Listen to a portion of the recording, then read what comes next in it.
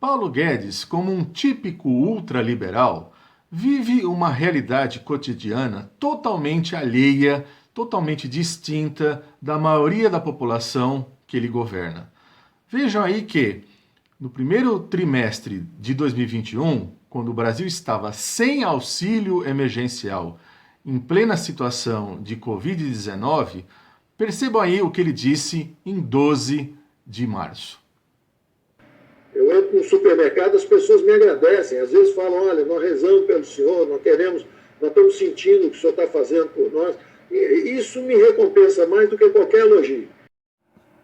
Antes de mais nada, Paulo Guedes deve fazer décadas que não entra num supermercado. E o tipo de agradecimento que as pessoas podem ter com ele só pode ser esse aí expressado na charge. Ou então, já que ele nunca entra em supermercado, provavelmente ele esteja entrando em outro lugar pensando que é o supermercado.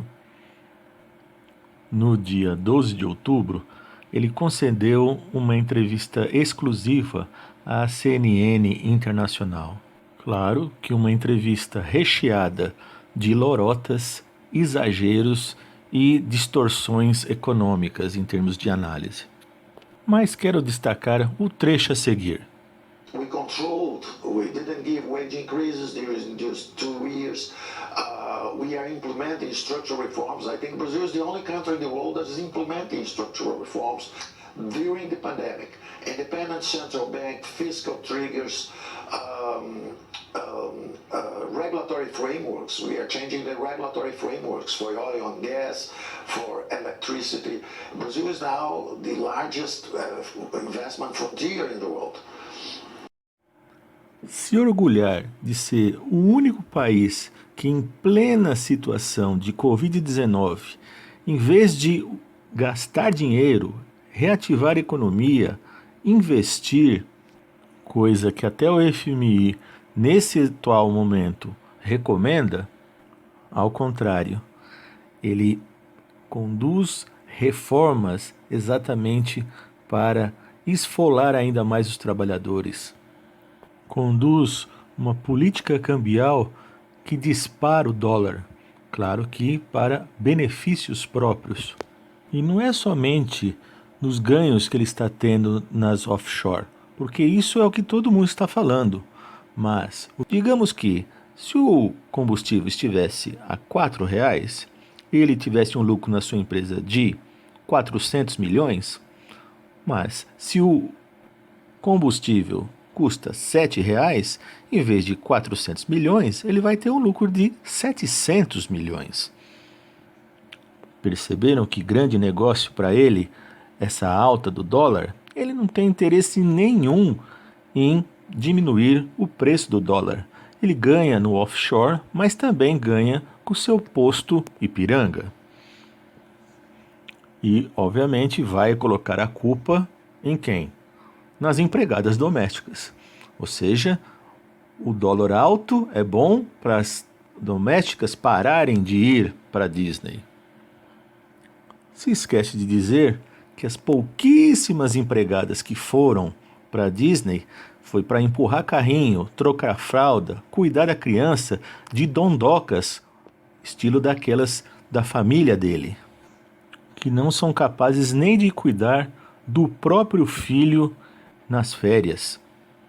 Daí que levam uma empregada para cuidar dessa criança.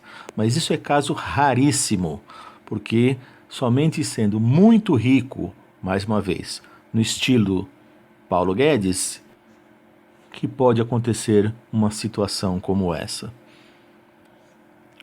Desde a fatídica reunião de 22 de abril de 2020, Paulo Guedes afirmou que não se deveria perder tempo nem dinheiro salvando empresas pequenas, pequenininhas. Ou seja, até do ponto de vista capitalista, ele quer destruir as próprias pequenas empresas. Esta é a lógica ultraliberal. Mesmo o Pronamp, O Programa Nacional de Apoio às Microempresas e Empresas de Pequeno Porte, que foi criado dentro dessa situação de Covid-19, não vai reverter a crise econômica na qual estamos atolados. Uma vez que, antes da situação de 2020, já desde 2019, imaginem vocês, para se ter acesso a esse crédito, você vai pagar os juros de Selic mais até 6% ao ano.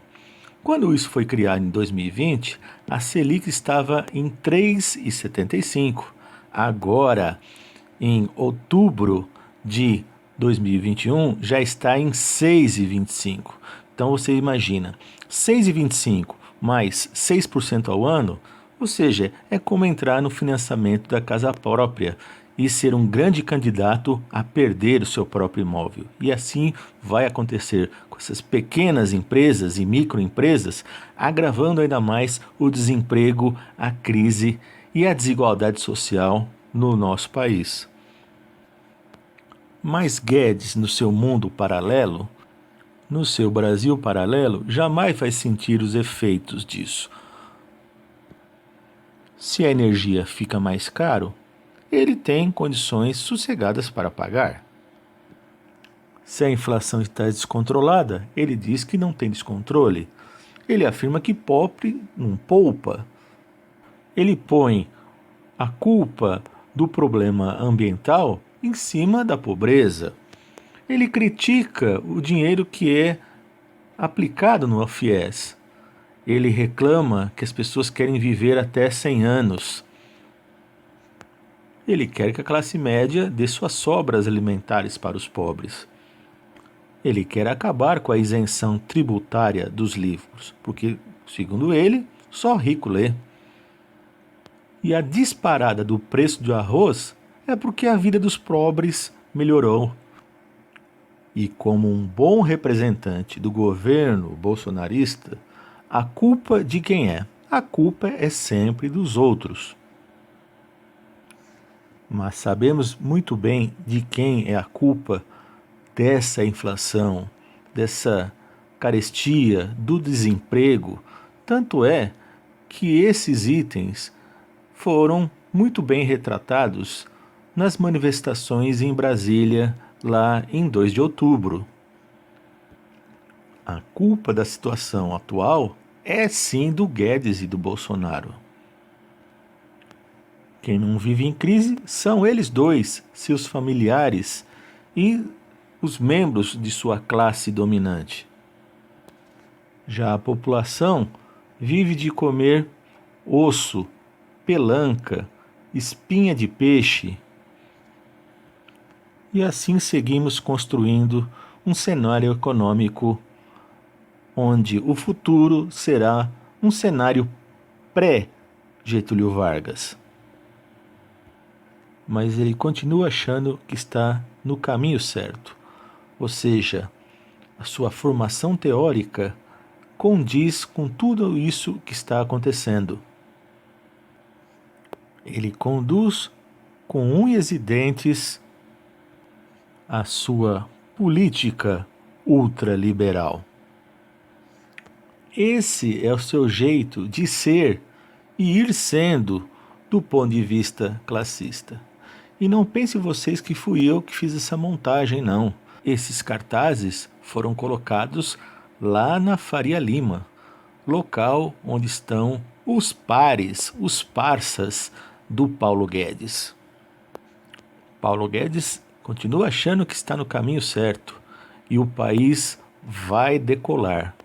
E se você achou que essa charge é um exagero, lembre-se que pessoas como esta do governo Bolsonaro estava aí dizendo que a morte de idosos ia melhorar as contas da Previdência. Na economia, bem como na literatura, quanto maior a crise social, mais assunto tem-se para debater. E, obviamente, Paulo Guedes não se esgota aqui. Nós vamos apresentar aí no próximo vídeo um conjunto de charges críticas, como algumas que vocês já viram aqui, e depois, mais adiante, a gente vai tratar de bancos, offshore e coisas do tipo. Ok? Claro, não esquecemos de continuar tratando aí da Comuna e de outros livros. A gente se vê nos próximos vídeos.